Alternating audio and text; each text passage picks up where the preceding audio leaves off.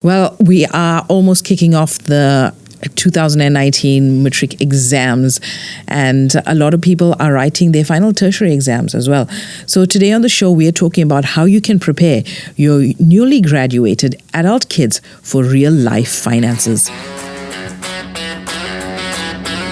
Welcome to the Wealth Nation podcast, a podcast for every mother, daughter, grandmother, sister, and wife, and the men who are smart enough to tune in. The Wealth Nation podcast brings you all you need to know about investments, business, property investments, personal finance, and all-around financial wellness. Here is your host, Yolanda Rose. Hi, this is Yolanda, and welcome to the Wealth Nation podcast. I aim to provide you with content, tips, and strategies that you can use to improve your money management and to build generational wealth. If you are tuning in for the very first time, it's great to have you. Whichever platform you're listening to right now, please consider subscribing to this podcast so you never miss a beat. And if you are a long-time listener, you might have noticed that we've dropped out our second show for the week. So we are only producing content now every Monday.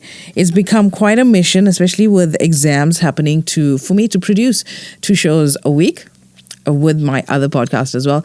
So in the new year, we will kick off with 2 shows. Right now, we're just with 1. So every Monday, you can tune in on Apple Podcast, on TuneIn, Stitcher, or even on our website to get the latest episode of the Wealth Nation podcast. The Wealth Nation podcast is sponsored by Audible. Audible is a seller and producer of spoken audio entertainment, information, and educational programming on the internet. Audible sells digital audiobooks, radio and TV programs, and audio versions of magazines and newspapers. For a 30-day free trial of Audible, go to www.financiallyfabulousfemales.com/audible. Well, it is exam fever here in South Africa with the matriculants kicking off, or they might have already kicked off by the time you listen to this episode, and most tertiary institutions are preparing for their final exams. And as parents, a lot of us are excited because our kids are entering the working world. So today's show is dedicated to you guys, and I'm going to be giving you some tips on how you can be transitioning your adult children into the real life finances that we need to deal with. Now, as it's year end, most of you kids are either after exams or in the new year, they will be heading off into the working world officially for the very first time. So whether they're going straight from high school, matric into the working world, or from tertiary into that new job, my recommendation is not to let them find their own way when it comes to finances. And give them guidance, maybe guidance that you never had when you were a young adult, but providing them that solid foundation will help them in the future. Graduates leave their institutions of learning with a diploma or degree or even a matric certificate in hand, but many students are lacking with basic personal finance skills. Graduates today fall into the debt trap of buying a fancy German car on finance, credit card debt, swanky new wardrobe upgrades, cell phone upgrades. Graduates don't do it. Invest and save before you even spend. Even worse, graduates don't know what they're lacking in knowledge when it comes to money, because you feel you have your degree in hand, you know it all, but you know what? It's not the case. And we see so many times over, especially in those early years when you enter the workplace, you just fall into that debt trap. Post-graduation can be a crucial time for setting up smart money habits that pay off in a lifetime. So there's many things that your adult children can be doing to prepare themselves for the workforce and how to handle their finances. And one thing that can really elevate your adult children with their finances is by seeking the services of a good financial planner. Now, I know when you think financial planner or financial advisor, you're thinking insurance, but I guess that's how the industry has sort of sensitized us towards that word. But the true role of a financial planner is to help you prepare your finances, to give you guidance, and not just sell you a product, a retirement annuity or a life insurance or anything like that. So if you are a graduate, a financial planner can help you work through the many financial firsts that you could be facing. So these can range from managing higher income to tackling student debt loans, as well as planning and saving for the future. So a financial advisor And a financial planner will help you with that.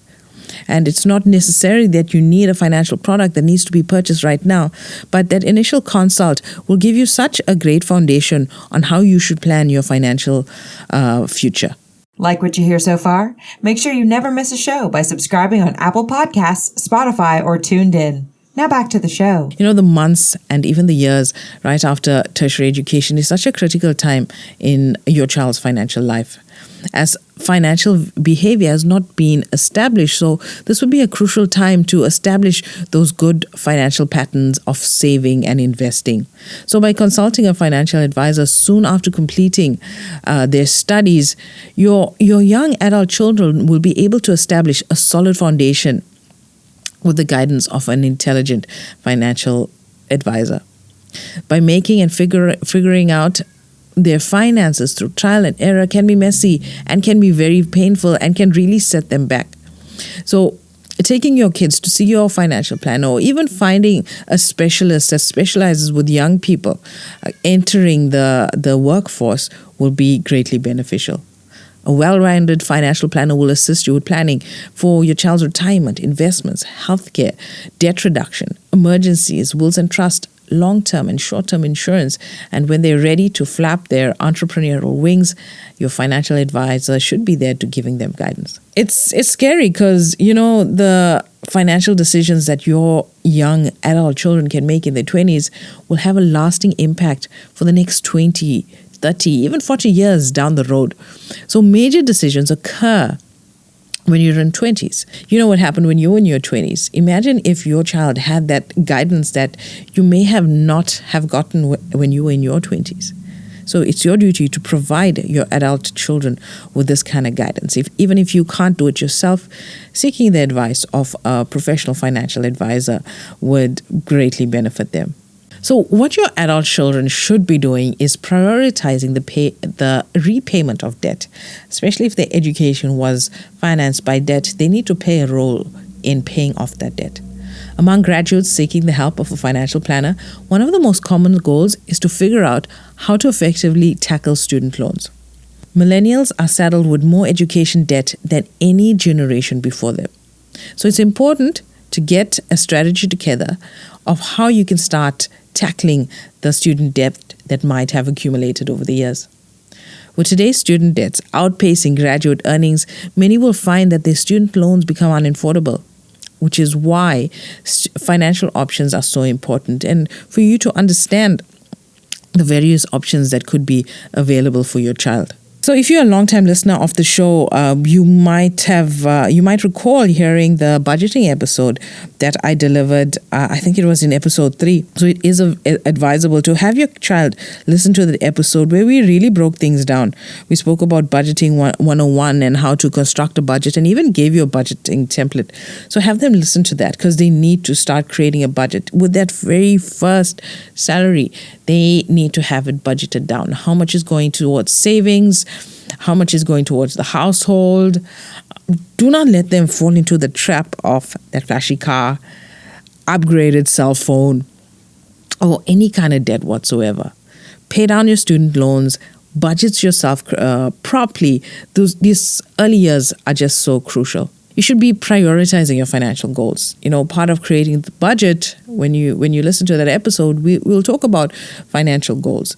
And a smart budget is knowing what you're working towards, deciding on your most important financial goals, and helping your child craft those financial goals will help them more efficiently prioritize the rands that they earn. From that very first salary, your adult children need to start saving for retirement and setting up an emergency fund. Now, this is a common thing that a financial planner will help you with, because when your kids are young, they can afford to take risks with their retirement planning. And in our very first episode, we spoke to South Africa's richest woman, and she told us how she always allocates 20% of her salary towards retirement savings. So if she's earning 10 grand a month, she always considered a salary as 8,000. So that 2,000 went straight into savings. So if your adult children can adopt that kind of attitude of not thinking that they have 100% of the salary, but only living off just a portion of their salary, especially if they're still going to be at home for a little while before they venture off on their own. Early retirement savings can have tremendous payoffs. Even if your child saves for 15 years, from the time they start working for the next 15 years, it's far better than starting 15 years later to save towards your retirement.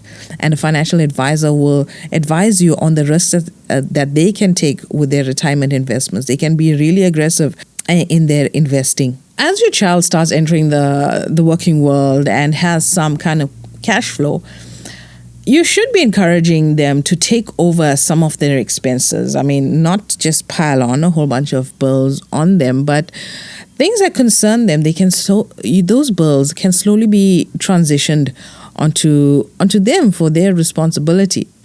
While celebrating your first salary is going to be such an exciting milestone for your child, there needs to be some sort of reality check that they need to start taking responsibility for what they consume in their house. For example, dining out. I mean, if you're having a family meal, a family gathering, and if you can't afford it, it's nice for parents to pay, especially when younger siblings are present and you don't really want to single out the child that's bringing in an income. So don't really shell out all of those bills to them.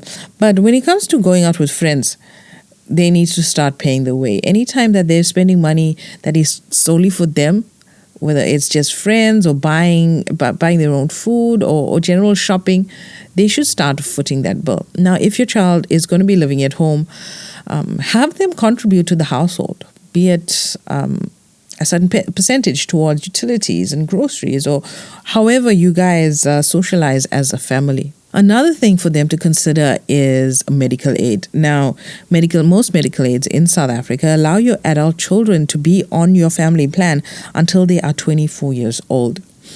So if your kids are younger than that and they are in the working world, maybe transition their portion of your medical aid fees to them. It is a more affordable option to have it done that way instead of them adopting a plan on their own. But if their work provides it for them, then great, they can go off your plan. If not, keep them on your plan until they're of age, but have them contribute towards those medical aid bills. The next thing you need to consider transitioning over to them is your vehicle insurance. Now, if your kid is using your vehicle, most likely the insurance rate is going to jump because insurance premiums really are hiked up when the driver is younger. Now, what you don't want to do is say that you are the primary driver of a vehicle that your child drives, and you do not want to be in that position of making the claim when you have untruths about your insurance. Have your kid as the primary driver of the vehicle that they drive, but transition that bill onto them. It gives them a sense of responsibility. Transition those bills over to them. They're earning enough to handle the bills that they create. So if your child, especially in that first year, instead of getting into that debt trap of the cars, I always see it with my young clients, it's the cars that get them. And there's a lot of marketing targeting the new graduates when it comes to vehicles and things like that. So if your kid can manage with a real cheapie, or a really reliable second-hand affordable car for the first year or two of their careers, and stash away a good lump sum towards buying yourself a decent, more affordable car that's kind of fits the budget, it will go in such a long way. This first 2-3 years of their careers are going to be so crucial in establishing those positive behavioral habits. But the things that they should essentially do is to set up that emergency fund and saving towards retirement. So it's your role as your parent to usher good financial behavior, positive financial behavior for your adult children to follow. So that's it for me on the Wealth Nation podcast. I'll chat to you soon. Thanks for tuning in. Make sure to visit our website at www.financiallyfabulousfemales.com and sign up for our free investment masterclass.